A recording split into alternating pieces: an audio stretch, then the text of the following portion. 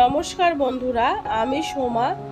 প্রতিদিনের মতন আজকেও হাজির হলাম নতুন একটা রেসিপি নিয়ে। আজকে আমি তোমাদের সাথে শেয়ার করব এগ তড়কা। আর এই রেসিপিটা রুটি বা পরোটার সাথে খুবই ভালো লাগে। বন্ধুরা, তোমরা দেখে নাও আমি এই রেসিপিটা কিভাবে বানাচ্ছি। আর যে বন্ধুরা আমার চ্যানেলটিকে এখনও সাবস্ক্রাইব করো নাই, তারা প্লিজ একটু সাবস্ক্রাইব করে দাও।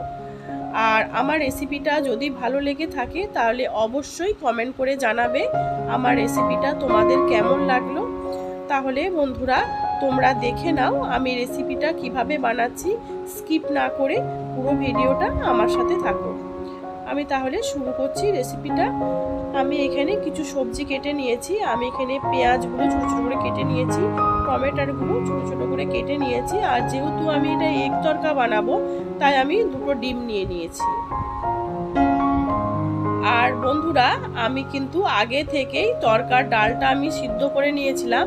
আমি এখানে 5 রকম ডাল দিয়েছি। তোমরা যদি মনে করো যে তোমরা শুধু মুগ ডাল, গোটা মুগ ডাল সিদ্ধ করে তড়কাটা বানাবে, সেটাও তোমরা করতে পারো। আমি এখানে 5 রকম কলাই দিয়েছি। আমার এখানে কলাই ছিল চানা, ছোলা, মটর, বিউলির ডাল, আর ছিল মুগ ডাল। আমি এগুলো সিদ্ধ করে নিয়েছি। এখন আমি ওভেনে একটা কড়াই বসিয়ে আমি ডিমগুলো একটু ঝুড়ো ভাজা করে নিচ্ছি। এগ তড়কার কিন্তু ডিমগুলো একটু ঝুড়ো ভাজা করে নিতে হয়, তাহলে কিন্তু খুবই ভালো লাগে। আর আমি অল্প একটু লবণ দিয়ে আমি ডিমটা ঝুড়ো ভাজা করে নিচ্ছি। বন্ধুরা, তোমরাও এইভাবেই ডিমটা একটু ঝুড়ো ভাজা করে নেবে, তাহলে কিন্তু তড়কাটা খুবই ভালো লাগে। আর এই রেসিপিটা পুরো দোকানের যেরকম তোমরা এগ তড়কা খাও, ঠিক একদম এক্স্যাক্ট একই রকম হয়। তোমরা একবার বানিয়ে দেখবে, আশা করি তোমাদেরও ভালো লাগবে। আর আমার ডিমটা ভাজা হয়ে গেছে, আমি এখন তুলে নিয়েছি। আর আমি আবারও 2 চামচের মতন সর্ষের তেল দিয়ে, আর যে পেঁয়াজগুলো আমি কেটে রেখেছিলাম, পেঁয়াজ আর টমেটোগুলো যে কেটে রেখেছিলাম, সেগুলো আমি দিয়ে একটু ভালো করে আমি একটু ভেজে নিচ্ছি।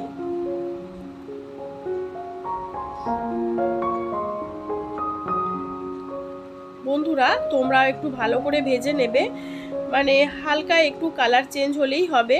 তারপরে আমি 4 চামচের মতন আমি আদা রসুন একটু পেস্ট দিয়ে দিচ্ছি। আদা রসুন আর আমি লঙ্কা পেস্ট করে নিয়েছিলাম, আমি সেটা 4 চামচের মতো দিয়ে আমি একটু ভালো করে নাড়াচাড়া করে নিয়ে, তারপরে আমি 1.5 চামচের মতন তড়কা মশলা দিয়ে আমি একটু ভালো করে নাড়াচাড়া করে নিচ্ছি।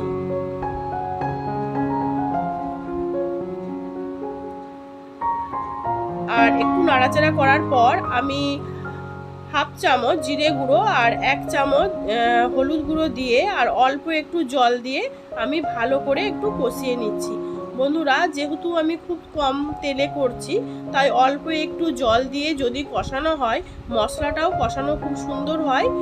আর খেতেও খুবই ভালো লাগে, কারণ অল্প তেল দিলে, অল্প জল দিয়ে দিয়ে কষলে কষানোটা খুবই সুন্দর হয়। আর তেলও দেখবে একটু পরে কিন্তু গা থেকে তেলও ছেড়ে দেয়, মানে তেল ছেড়ে দিলে মশলাটার গা দিয়ে, তারপরে যে আমি তড়কার ডালটা যে সিদ্ধ করে রেখেছিলাম, সেটা আমি দিয়ে একটু ভালো করে নাড়াচাড়া করে নিচ্ছি। আর আমি কিন্তু তড়কাটা যখন সিদ্ধ করেছি তখন আমি লবণ দিই নাই, তাই আমি এখন যেরকম লবণ লাগবে স্বাদ মতো লবণ দিয়ে আমি একটু নাড়াচাড়া করে নিচ্ছি।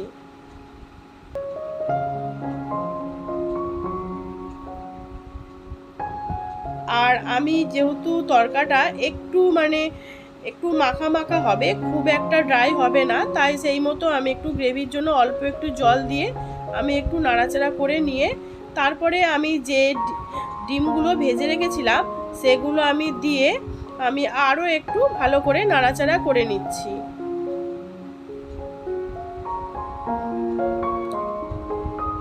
এরপর আমি 10 মিনিটের মতন একটু ভালো করে আমি একটু ফুটিয়ে নিচ্ছি হাই ফ্লেমে।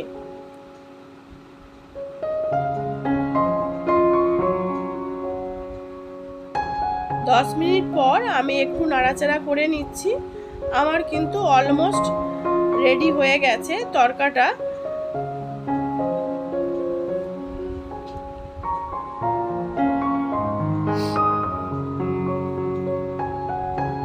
আমি এখন নামিয়ে নিচ্ছি।